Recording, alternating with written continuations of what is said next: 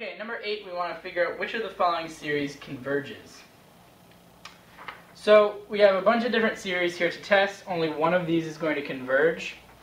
So let's just go through them all very briefly just to see if we can find any visual cues, and then we'll go into the ones that might be a little bit more difficult individually. Okay, for letter A, we have an alternating series. I'll just write it out here. We have an exponential and a factorial.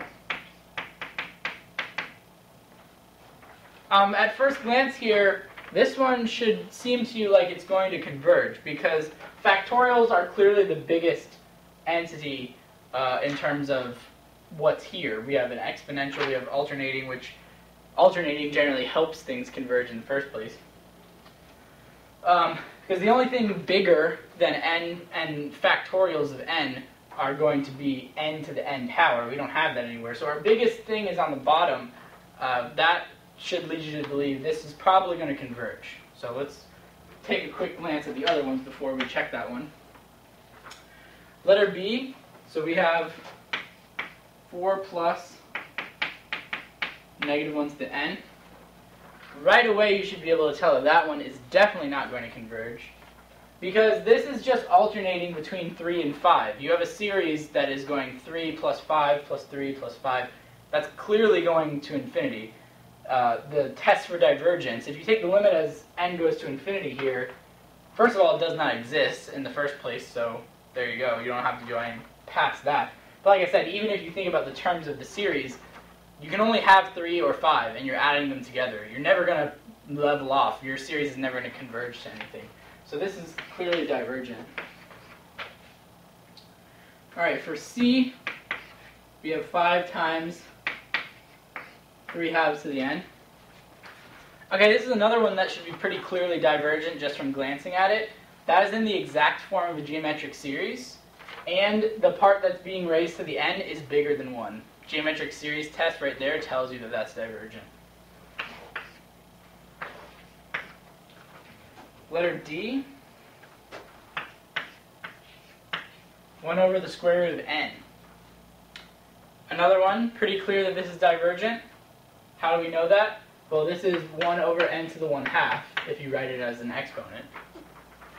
And by the p-series test, we know that diverges. Remember, the p-series says that anytime you have 1 over n to any power, 1 over n to the p converges if p is greater than 1. Okay, our p is definitely not greater than 1, so we know that this diverges. And finally, E. Cosine of n pi. And this one might be a little bit trickier just because you know that cosine goes back and forth between -1 and 1, so you might think this is just kind of like an alternating series. Maybe it does. The problem here is let's use the test for divergence. So what's the limit as n goes to infinity of cosine n pi? In other words, we want what is the limit as cosine as you put infinity into cosine. So what happens as cosine goes all the way to the right? Well, you know that cosine looks like a wave, and as you go further and further to the right along the x-axis, you're never converging to anything. So this limit here does not exist.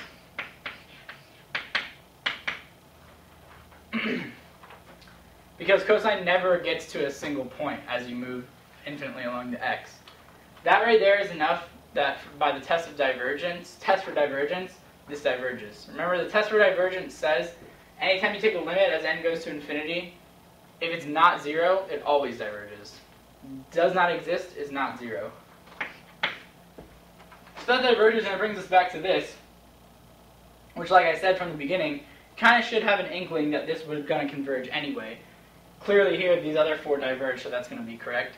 If you want to prove that that one converges, though, that would be very simple to do just using the ratio test. And remember, you know you want to use the ratio test because you have exponentials and factorials. So that's just an overview there of using a few different tests to see which converges and